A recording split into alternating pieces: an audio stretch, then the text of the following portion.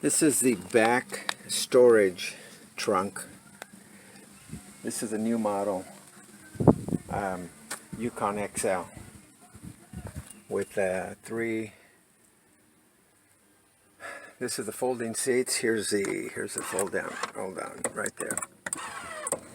There's the fold down, and here's the other side. This storage locker, whatever box you want to call it, is that high. This high. What the hell can you store in here? So I'm removing it. I'm taking the back seats out because I carry all my camera equipment here with shelves. But we're going to take that out. But look at this thing. I mean, they had a right idea, I guess. You can put stuff in here, but what can you store in here that is this high? And this folds up. So this is with the door closed. And you want to hide valuables, I guess? I don't know. I think it's a waste of time. But it's 6 inches and it drops down to 3.5 inches by the width of the cab, 49 inches. I'm taking it out. And you have carpet in here, so it's not bad. And I'm taking the seats out too. We never use the seats. So I need that storage because this is about, you can see 36, so it's about 40 inches tall, and it's taller right here. But if you eliminate this and you can utilize this for storage, so much better. I'll show you what it looks like. I'm going to remove those seats and box them up and put them inside my house. So let me measure this out. Get an idea of what we're going to be gaining. I'm just going to stretch so from the back of the second row, let's use this plastic seal plate as reference if the other one is the same. So we're at between 61 and 65 inches. Let's do 65 because here's what I assume is going to be the end part where the door closes. So let's do 65 inches of space. And remember, I'm going to take these back seats out. So here's my old one. It was just time for a new one. We never use, like I tell you, we never use the rear seats. They've been sitting inside the house in the wrapped up, air controlled. It's about 65 also. This one actually may have more. This one may have 2 more inches. Wow. So that's how much space, cargo space, you're going to have. And I've always had these covered. This is just a generic carpet that I threw over. And there's another carpet here that I stuck underneath. So this one's going to come out also. The factory carpet is right there with this dust and stuff. But so the factory carpet's underneath. These two I'm going to put on the new one. But that gives you an idea of how much cargo space you're going to have by eliminating that goofy ass box. What the hell would they put that in there for? And the 2 back seats. So these are just bolted on. There's there, that cat plated bolt. There's one down there, one there, and two up in the front. 2 per seat. Let me take those out. So taking the back seat out, it's 2 60/40 seat. They've just got these covers here hiding the bolt. There's 3 cat plated bolts. 1 over there, 2 right there, 3 right here. And you have to put these bolts back in the hole, the screw hole, because if you don't, you can see daylight. So you're going to be getting possibly water drops from the road. So you have to put these screws back in there. And lift the seats up first, go to the controls, fold them down, and then remove them. I'm going to disconnect the back right now. Let me show you. The back side's already disconnected or unbolted. And these just come out. I don't know why. Here's our connector right here. I don't know why these are not latch removable the way the 14 and down body style is. I'll show you those right now. Let me disconnect the power. Okay, here these are already free. See, now I'm just going to lower them. Oh, that's down. It's a lot easier to carry or lift out when they're folded.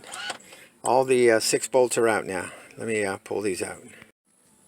So here's the seats out. Let's try to show you some daylight down below. There you go. See that? So you've got to cover these screw holes, all these 6 screw holes. Otherwise, you get moisture. So this is finished product. This is the old carpet from the old body style, and it's basically the same size. Let me put these seats back. These are not power. You've got to release here. But there you go. Look at what a difference. Wow. Now you got a flat bottom, the same height distance for storage. What a difference. This is what came out. Here's another carpet I'm going to put. Look at that. That's how much thickness and storage they eliminated. Why the hell would they do that?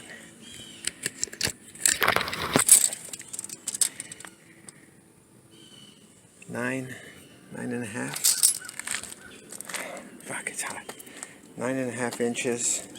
So it starts at 9.5. This is the middle point, and then it ends here. Because the high point. Here, let me do something. Let me line these up. Okay, so this is a unit assembled that if you do not use, valuable cargo space. And we don't use it. No kids in the house, just a 4-legged one, which is a lot better than 2-legged ones.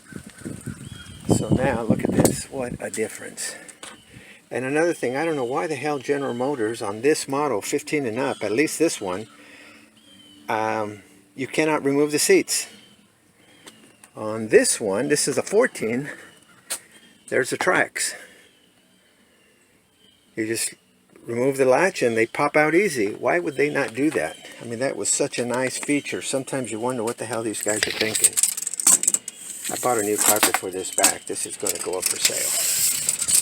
So from the very back of the seat to this trim piece, 64.5, and the same height. So let's see. So on these, the good thing about the new model, you don't have these tracks to deal with if you take the seats out, or these latch hooks right here, right there in the center. So this one, 64.5, and we got a bench on this one.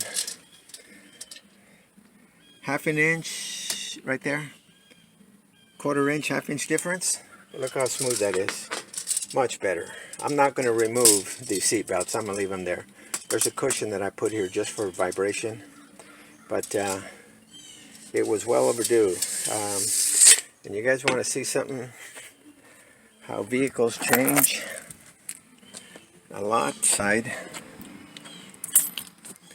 The inside of the new model, it's got all a bunch of electronics, and this it just looks so much more advanced and modern. I put my radar detector, my camera. It's about the only thing this car doesn't have is a dash cam facing forward. It has it in the back, but super nice layout. It's got OnStar 4G light, all that crap. Talk about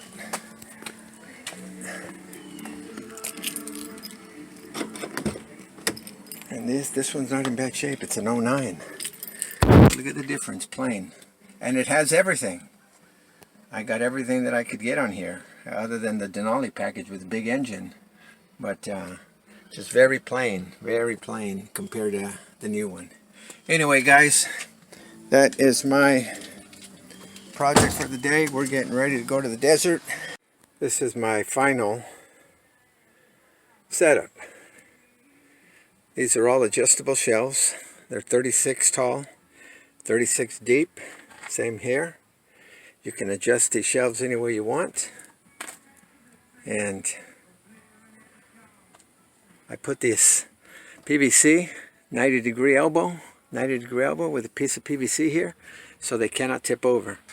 This PVC here latched onto this one here will keep this one from tipping this way, and this support here will keep this one from tipping over. Stick all our gear up there, camera gear. Can adjust them how you want. There's storage up over there under the seats, storage here, storage there. Talk about maximizing cubic feet. Much better than that. If I had left those seats in there and that stupid ass toolbox, or if they call it a toolbox or a storage box, useless. Another tip too, since you're not using the power on the seats that is at the left corner of that shelf, you've got power here now. So you can hook something up to that wire, bring it out over here, and this is your off and on switch. The off and on switch that was for the tilt on the seats now can be used as an accessory. You can hide it, hide the wire inside and put an outlet the way this outlet is. And the good thing, this is it's fused. You can have a fusible link. I don't know if it's going to be these here, these fuses that pertain to this or up front, but either way you can power something that's got to be 15 amps, 20 amps maybe with those motors. So you can rig something up real nice, and you've got several buttons here.